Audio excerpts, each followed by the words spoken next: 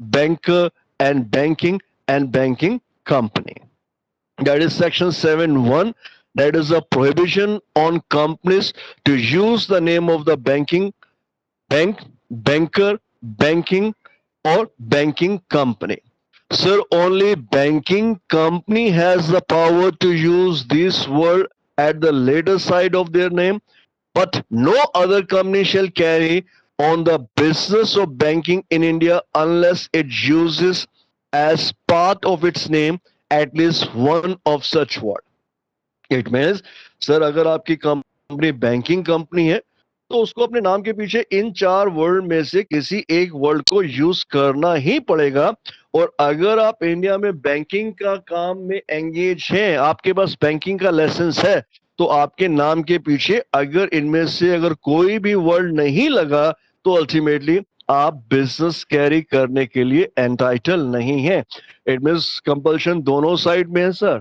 पहली कंपल्शन उन लोगों के लिए है जो बैंकिंग कंपनी नहीं है.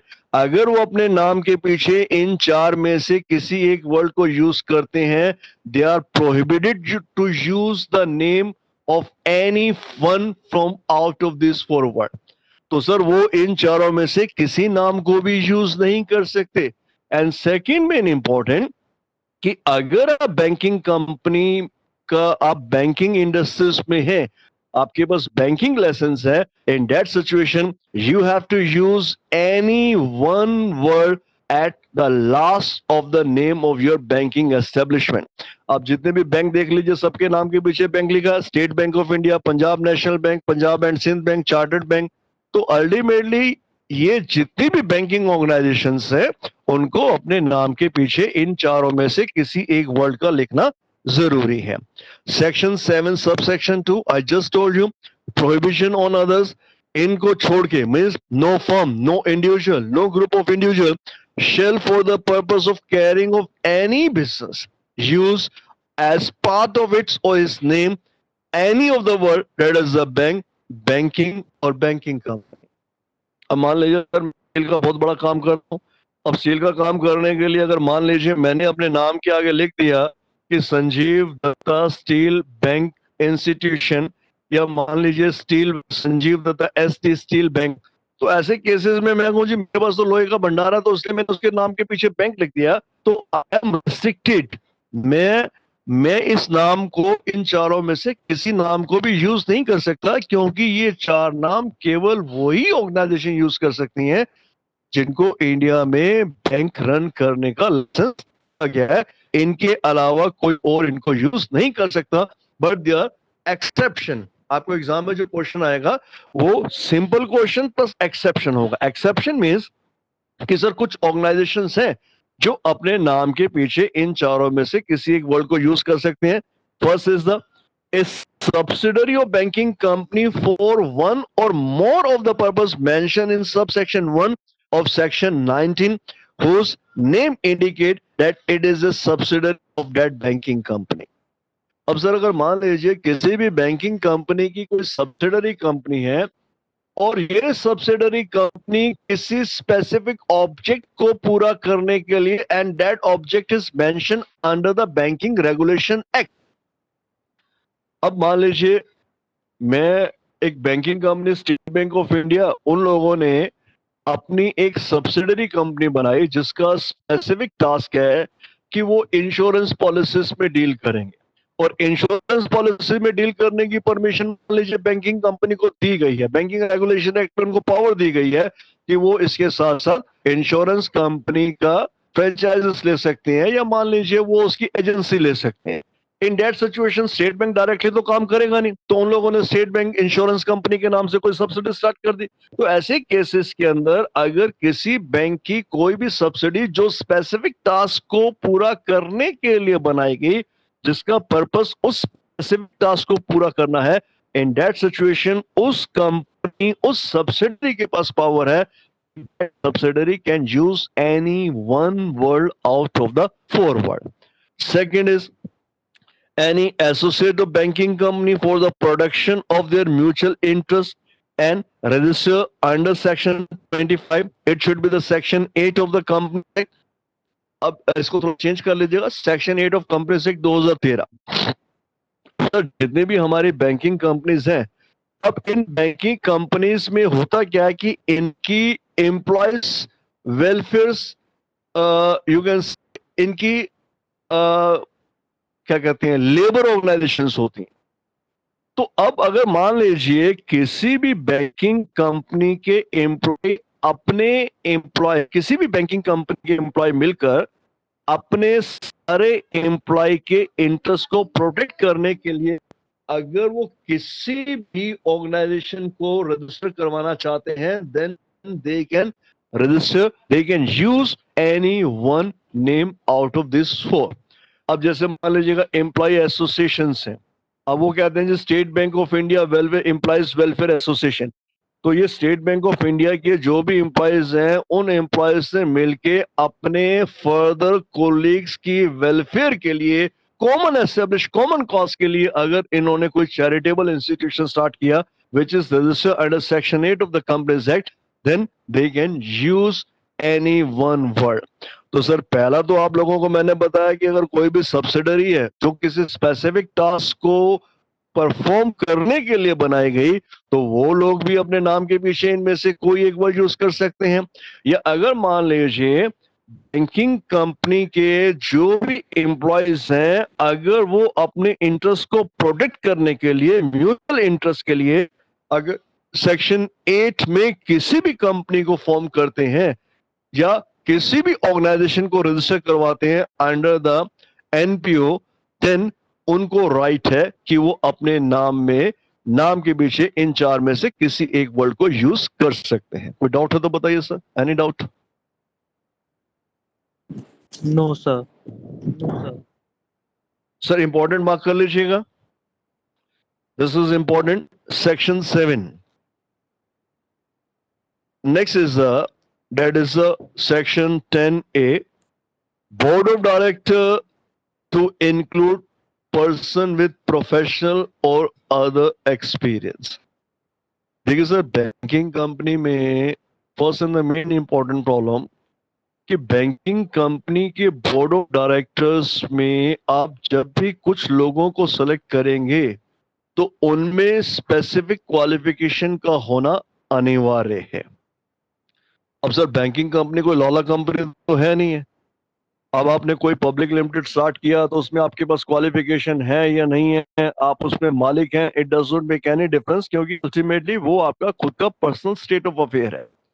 लेकिन अगर हम बैंकिंग कंपनी के फॉर्मेशन की बात करते हैं तो बैंकिंग रेगुलेशन एक्ट ने उसमें स्पेसिफाइड किया है कि आपके जितने भी टोटल बोर्ड ऑफ डायरेक्टर्स हैं उन बोर्ड ऑफ डायरेक्टर में से कम 51% और minimum number of director should carry a minimum amount of qualification. अब सर अगर मान लीजिएगा कि ये कोई क्वालिफिकेशन जो डिसाइड की गई है, अगर आप उस क्वालिफिकेशन को कैरी करते हैं तो डेट्स बेटर, लेकिन अगर उस क्वालिफिकेशन को कैरी नहीं करते, in that situation central government will issue a notice to you and direct that there should be reconstitution of the board within so and so time period, and if the reconstitution as per the required qualification is not done, then power come with the purview of the central government। अब तो छोटी सी बात है, board ने banking regulation act 1949 ने minimum qualification decide की कि भैया ये क्राइटेरिया हम आपको दे रहे हैं, तो आपके जो भी बोर्ड ऑफ डायरेक्टर्स हैं उन बोर्ड ऑफ डायरेक्टर में 51% या मिनिमम 2 बोर्ड ऑफ डायरेक्टर इनमें से किसी भी एक क्वालिफिकेशन को कैरी करेंगे।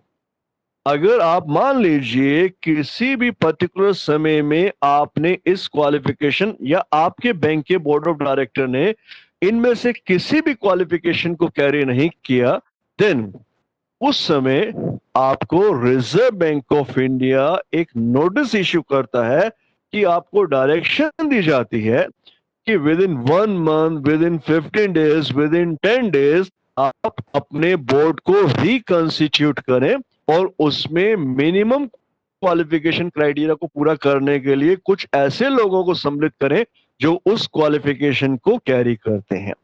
अब अगर आपने उस नोटिस के बावजूद भी अपने बोर्ड में चेंज नहीं किया, देन उस केस में आरबीआई अपनी तरफ से बोर्ड में उस स्पेसिफिक क्वालिफिकेशन को कैरी करने वाले व्यक्ति को आपके बैंकिंग मैनेजमेंट में एज ए डायरेक्टर अपॉइंट करने का राइट रखती है।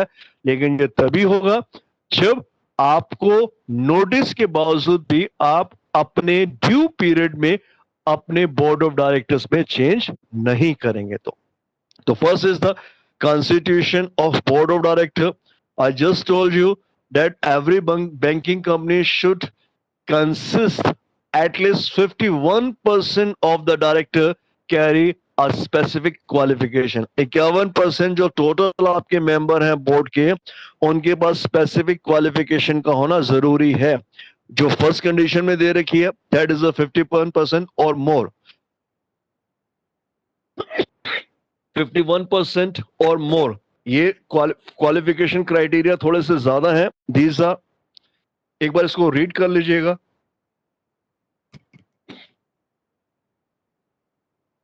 दैट इज 51% और more director to be specialise in certain specified area. और उसके नीचे सेकंड क्वालिफिकेशन देख के चलेगा, minimum 2 director to be specialise in certain specified area. तो सर फर्स्ट क्वालिफिकेशन में काफी एरियाज दे रखे हैं, बैंकिंग है, फाइनेंस है, एग्रीकल्चर है, काफी क्राइटेरियाज हैं। मतलब मिनिमम 51% के पास उनमें से किसी एक क्वालिफिकेशन का होना जरूरी है। और सेकंड क्राइटेरिया में मिनिमम 2 डायरेक्टर के पास इनमें से किसी एक क्वालिफिकेशन का होना जरूरी है। Second is the second condition, मतलब फर्स्ट जो कंडीशंस मैंने आप लोगों को बताई उसमें 2 क्राइटेरिया है। 51% एक स्पेसिफिक क्वालिफिकेशन मेंटेन करेंगे, 2 डायरेक्टर एक स्पेसिफिक क्वालिफिकेशन मेंटेन करेंगे। And second condition, they do not have substantial interest in or be connected with as employee or manager any company or any firm which carry on any trading, commercial or industrial concern. Sir अगर आप मान लीजिए आप ऊपर से किसी qualification को पूरा करते हैं, the second main important qualification, कि आप डायरेक्टली इनडायरेक्टली किसी भी ट्रेडिंग, कमर्शियल और इंडस्ट्रियल कंसर्न के साथ एंगेज नहीं है। और उसमें एक खास चीज दे रही है, they do not have substantial interest or connected with.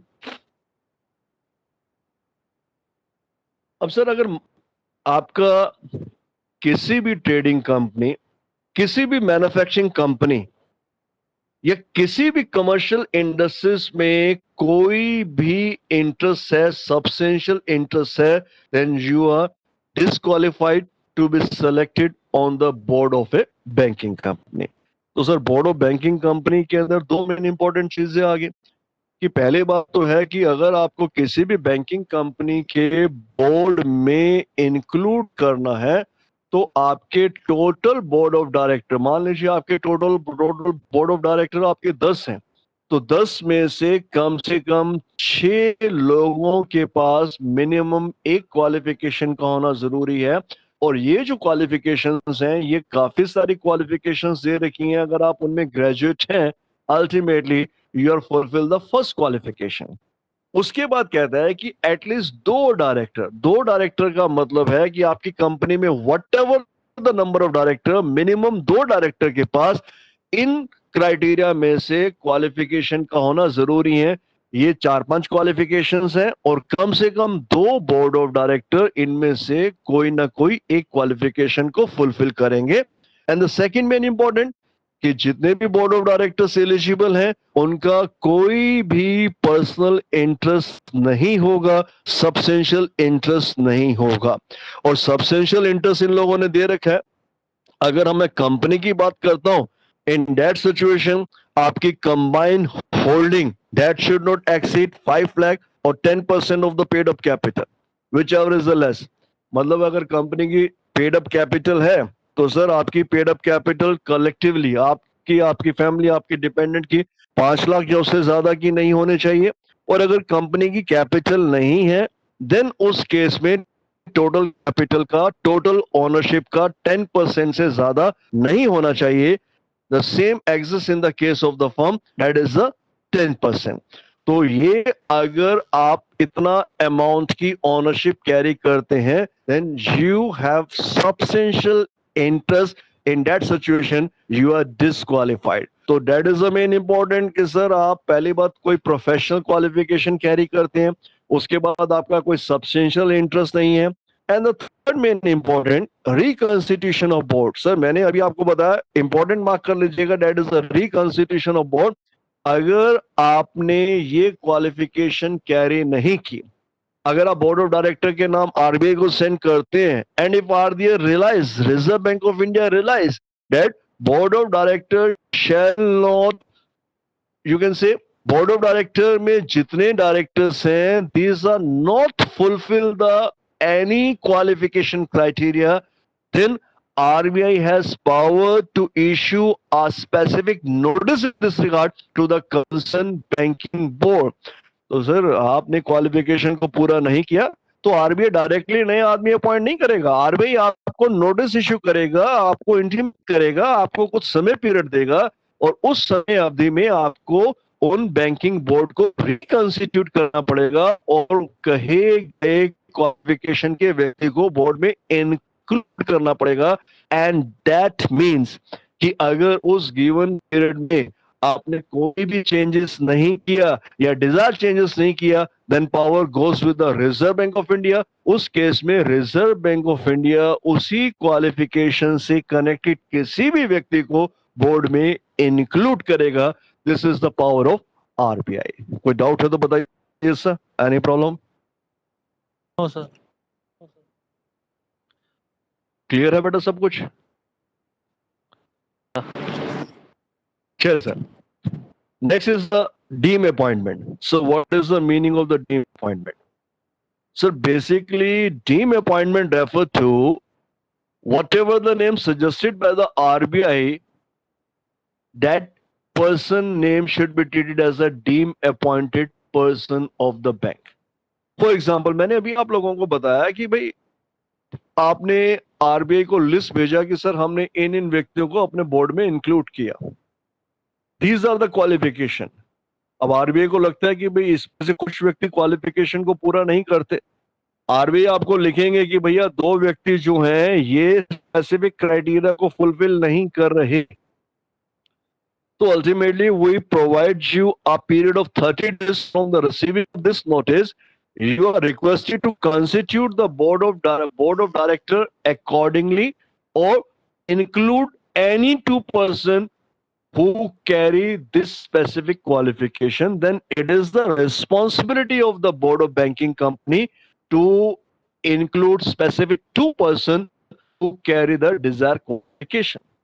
If within the 30 days there is no response from the banking company to RBI, अब इन एक महीने में बैंकिंग कंपनी ने आरबीआई को इंटीमेट ही नहीं किया कि भैया हमने ये दो लोगों को अपॉइंट कर लिया, इन दैट सिचुएशन आरबीआई के पास ऑटोमेटिकली पावर चली जाएगी कि वो दो व्यक्ति को जो स्पेसिफिक क्वालिफिकेशन को कैरी करते हैं आपके बोर्ड में रिकमेंड कर सकें. And any recommendation by RBI in this behalf is known as the deem appointment. Means उस समय आपके अपॉइंटमेंट लेटर की कोई आवश्यकता नहीं है. जो भी दो नाम आरबीआई आपको सजेस्ट करेंगे ये माना जाएगा कि वो ऑटोमेटिकली डीम अपॉइंट हो चुके हैं. That is the criteria. Sir any doubt, any problem? No sir. No sir. चलिए sir. Next is that is the time period. The maximum time, that is section 10(2)(a), a director of banking company other than its chairman or whole-time director shall not hold office continuously for a period exceeding 8 years. Sir अगर दोनों को छोड़ दें, chairman और whole time director को, तो बाकी जितने डायरेक्टर्स हैं उनका पीरियड, कंटिन्यू पीरियड 8 साल से एक्सीड नहीं हो सकता. What does it mean? It means कि अगर कोई बोर्ड ऑफ डायरेक्टर काम करने के 7 साल काम करता है, 7 साल के बाद अगर वो रिजाइन कर देता है, देन 1 साल का गैप करने के बाद अगर वो दोबारा से बोर्ड में आ जाता है, that person can be appointed with the board. लेकिन अगर उसने 8 साल या उससे ज्यादा पीरियड के लिए काम कर लिया तो उसको फर्दर एक स्पेसिफिक टाइम पीरियड के लिए रेस्ट देना पड़ेगा। उससे पहले उस व्यक्ति को दोबारा से as a board of director appoint नहीं किया जा सकता। Next, that is the when we count the maximum time, it is counted for every director except chairman और whole time director. Sir chairman और whole time director को include नहीं करेंगे, उसके बदले जितने भी directors होंगे, that all the directors are counting for this purpose. Next is the deem removal. If the chairman or other whole time director is removed from the office as chairman or whole time director, he or she shall also cease to be a director. अब sir chairman कौन होता है, whole time director कौन होता है? Chairman और whole time director के लिए सबसे पहले आप डायरेक्टर हैं तभी तो चेयरमैन बनेंगे। अगर आप होल टाइम डायरेक्टर्स हैं, आप परमानेंट डायरेक्टर्स हैं, तो इसका मतलब पहले आप डायरेक्टर हैं, उसके बाद आप परमानेंट डायरेक्टर की पोस्ट पे आए। तो ये कहना चाहता है कि सर अगर आपने किसी भी डायरेक्टर को, किसी भी होल टाइम डायरेक्टर को या चेयरमैन को उसकी पोस्ट से सीज किया तो ऑटोमेटिकली उसकी डायरेक्टरशिप भी सीज हो जाएगी।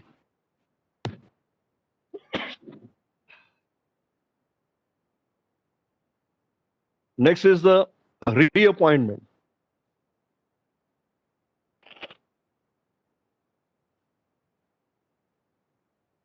Such chairman or other whole-time director shall not be eligible to reappoint as director of such banking company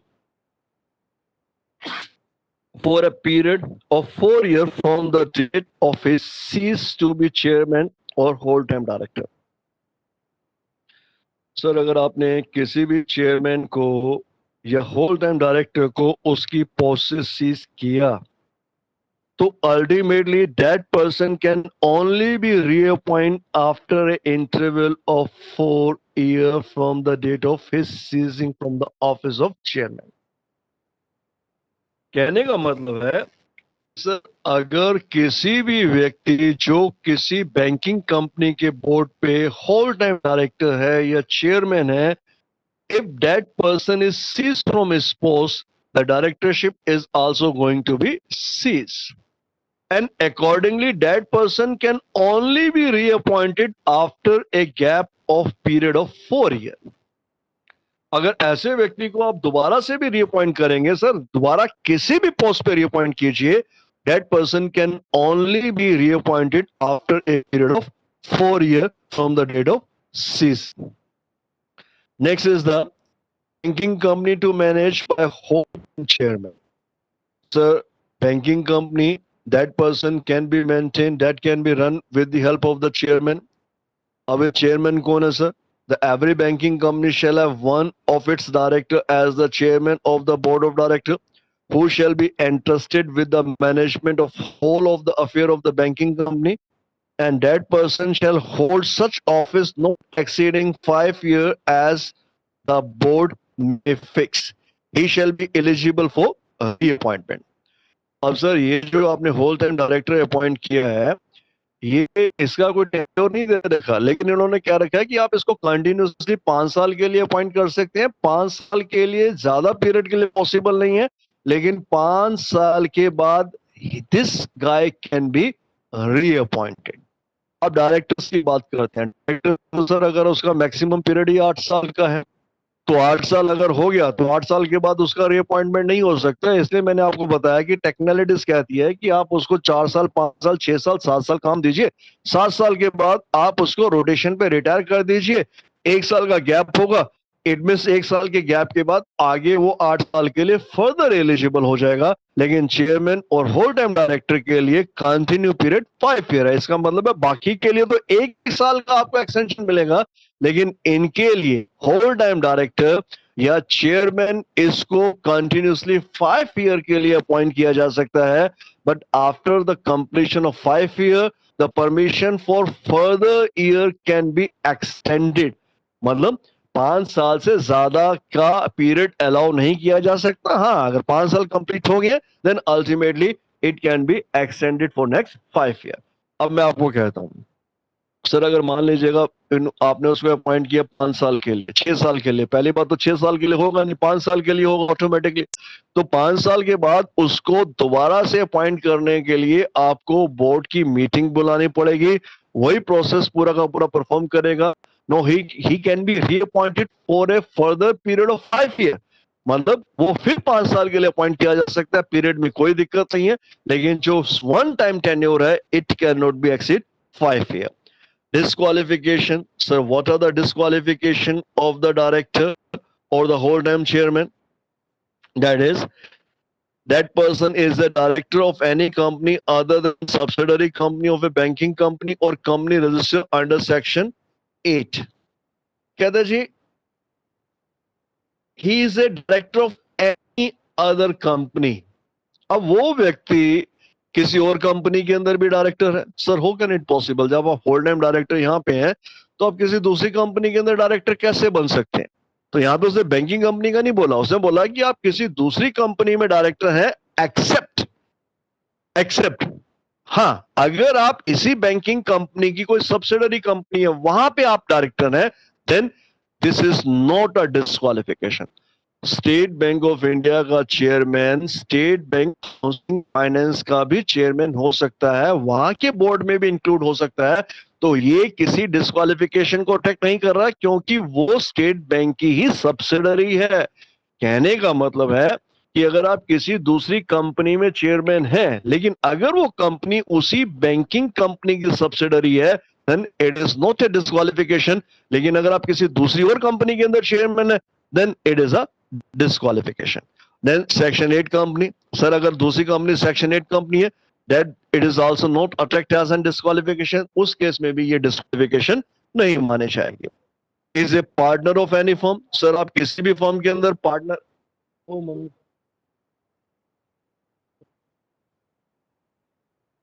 अगर आप किसी भी फर्म में पार्टनर हैं तो किसी बिजनेस को, ट्रेड को, इंडस्ट्रीज को कैरी कर रही है then it is also disqualification.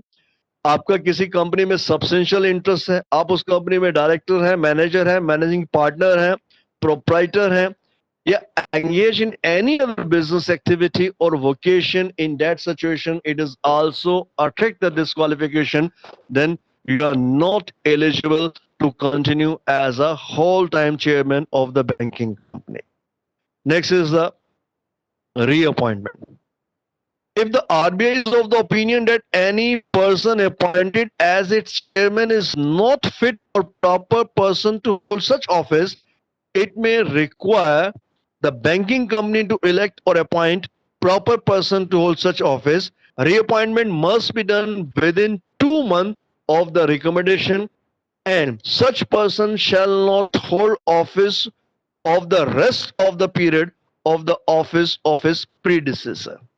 So what does it mean reappointment? Sir, अगर आपने किसी भी बैंकिंग कंपनी में होल टाइम डायरेक्टर या चेयरमैन को सेलेक्ट किया and as per the opinion of RBI that person is not fit or proper for the job, then RBI intimates such banking company to reappoint any other person in place of this person. Then in that situation it is a implied notice of 2 months for that banking company. It means that banking company should have replaced a new chairman in place of old chairman as recommended by the RBI. तो ऐसी situation के अंदर जिस भी व्यक्ति को आपने appoint किया, जैसे मान लीजिएगा 5 साल के लिए आपने किसी व्यक्ति को अपॉइंट किया, उससे ज्यादा पीरियड के लिए अपॉइंट नहीं कर सकते, 5 साल के बाद रीअपॉइंटमेंट पॉसिबल है। 2 साल हो गए, 2 साल के बाद उसमें कोई डिस्क्वालिफिकेशन अटैक हुई and as per the direction of RBI you have to replace that guy, आपने उसको रिप्लेस करना है and new guy is introduce for 5 year. No, that guy can not continue for 5 year. क्यों? क्योंकि उसका predecessor जिसको वो एंगेज कर रहा है, जिसको वो रिप्लेस कर रहा है, वो 2 साल ऑलरेडी कंप्लीट कर चुका है। Therefore appointment of predecessor that is done only for the 2 years. तो सर जिस भी व्यक्ति को आप उसके बदले में अपॉइंट करेंगे वो पीरियड ज्यादा से ज्यादा जितना प्री डिसीजर डायरेक्टर का होल टाइम डायरेक्टर का पीरियड रह गया था उसी पीरियड को कैरी करेगा, उससे ज्यादा पीरियड को कैरी नहीं करेगा. हाँ, जब once the period is completed, then that person can be reappointed for the next 5 years. But that can replace only for the remaining period. Appeal, that is the displaced chairman of the banking company. अब sir अगर मान लीजिए RBI ने किसी भी whole time director को replace करने के लिए ऑर्डर इशू किए, then that particular guy, that is the dissatisfied guy, that person has right to appeal to the central government. Sir, that person has power to make or to file appeal with the central government against the order of RBI, and in that situation that guy has only a 30 days. जिस भी date को उसको replace order communicate किया गया, sir order issue होना और order मिलना, these are the two different things. अगर मान लीजिए आपको ऑर्डर इश्यू हुआ 10 तारीख को और ऑर्डर आपके नॉलेज 15 तारीख को आया, then this 30-day period start from the date of 15. 15 तारीख से आपके पास एक महीना है. If you have 30 days to appeal with the central government, and whatever decision taken by the central government, that is full and final. The other word is no appeal. The order passed by central after before we to appeal before any of the high court or supreme court. तो sir जो भी डिप्लेस directors है, अगर उसको लगता है कि उसके साथ नाइंसाफी हुई है तो वो सेंट्रल गवर्नमेंट को अपील करेगा within the 30 days. And here one other main important thing, अगर 30 days से ज्यादा होते हैं then that guy can also appeal for condonation of delay. We use the word in law condonation delay कि sir 30 दिन का समय अवधि थी, मैंने 35वें दिन में इसको अपील किया, 5 दिन मेरे एक्स्ट्रा लगे, ये 5 दिन ये रीजन से जिसके कारण मैं अपील नहीं कर पाया. अगर सेंट्रल गवर्नमेंट को लगता है कि वो 5 दिन का डिले जस्टिफाइड है तो वो 5 दिन के डिले को कंडोन करने का राइट सेंट्रल गवर्नमेंट के पास है. But whenever the central government decide or take decision on the appeal, that should be the final. उसके बाद किसी भी हाई कोर्ट और सुप्रीम कोर्ट में आप उस डिसीजन के अगेंस्ट अपील नहीं कर सकते. And second, no compensation. Important mark कर लीजिए, सी में बहुत बार केस आता है. अब मैंने किसी भी व्यक्ति को एक बैंक में 5 साल के लिए होल टाइम डायरेक्टर अपॉइंट किया, 2 साल हो चुके हैं, 3 साल पहले ही हमने उसको निकाल दिया. वो व्यक्ति कोर्ट में जाके उस 30 साल के कंपनसेशन की डिमांड करता है कि सर 30 साल में, इन 3 साल में मेरी जो सैलरी बनती है वो 50 लाख के करीब बनती है, चूंकि इन लोगों ने मुझे निकाला तो बैंकिंग कंपनी को मुझे 3 साल की सैलरी कंपनसेट करना पड़ेगा. The law is there is no responsibility of the banking company to compensate the sacked director, or indirectly sacked director or whole time director has no right to claim compensation for the remaining tenure. Important mark कर लीजिए. फिर मैं आपको बता रहा हूं, बहुत बार question आता है कि अगर वो बाकी पीरियड के लिए क्लेम करेगा, अगर वो कहता है कि मेरे को बाकी 3 साल के लिए पैसा मिलना चाहिए, तो वो अमाउंट पॉसिबल नहीं है. Then common directorship is immaterial. Resignation, qualification, share simple है, इसको रीड कर लीजिएगा. इसको रीड कर लेना. नेक्स्ट क्लास में ये टॉपिक बाकी का वो भी कंप्लीट करवा दूंगा और बैंकिंग का एक टॉपिक हम और कंप्लीट करेंगे. कोई डाउट है बताइए sir. Any doubt? No sir. No sir. हाँ, मैं आपको आज रात को या कल मैं बाकी के जो फर्स्ट टॉपिक के प्रेजेंटेशन के नोट्स हैं वो सेंड कर दूंगा. बाय मिस्टेक वो मेरे ख्याल से मैं दे नहीं पाया, मैंने ध्यान नहीं दिया. और बैंकिंग कंपनी को ट्राई कीजिएगा, रीड कर लीजिएगा. इसमें कोई ज्यादा इंपॉर्टेंट नहीं है क्योंकि नेक्स्ट क्लास में मैं कंपनी लॉ के ही और मैक्सिमम टॉपिक कंप्लीट करवा सकूं. कोई डाउट है तो मुझे आप लोग अपना व्हाट्सएप में सेंड कर दीजिएगा, ठीक है. बाकी मैं जो पेजेस है वो आज रात तक या कल सुबह सुबह आपको सेंड कर दूंगा. ठीक है सर, क्लास ओवर करें. Thank you sir. Thank you. Thank you sir. Thank you. Thanks बेटा, thanks. Thank you. Thank you.